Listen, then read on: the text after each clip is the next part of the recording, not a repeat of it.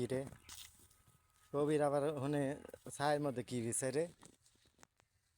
হ্যাঁ, আজকে আবার কোন কাহিনী করব? যাই দেখি।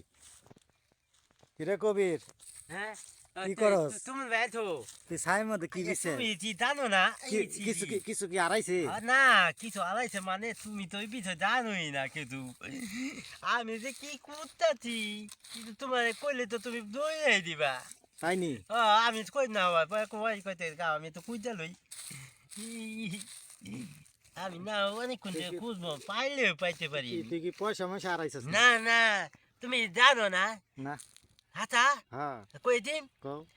তুমি খুঁজবা না তো না না না, দেখো কিন্তু কই দিন আচ্ছা তুমি কোথাও খুঁজবা না কিন্তু আমি একা না খুঁজুম আমি আচ্ছা, ঠিক আছে। তুমি যাবে কা কিন্তু আচ্ছা, যামগা যা। এই যে একটা কথা আছে আমি শুনছিলাম মুরব্বীরা আগে কইতে কত কথা কইতে আমি এই যে মাথার ভিতরে নাকিয়া দিছি আমি আমি তাইনি? অনেক কথা শুনছি অনেক কথা নাচছি কমু কও।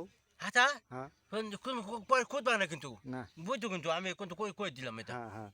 এই যে দেখতেছে না এই যে থাই হুম। এই যে একটা কথা আছে না কইতেছে যে দেখানে দেখিবে ছাই হুম।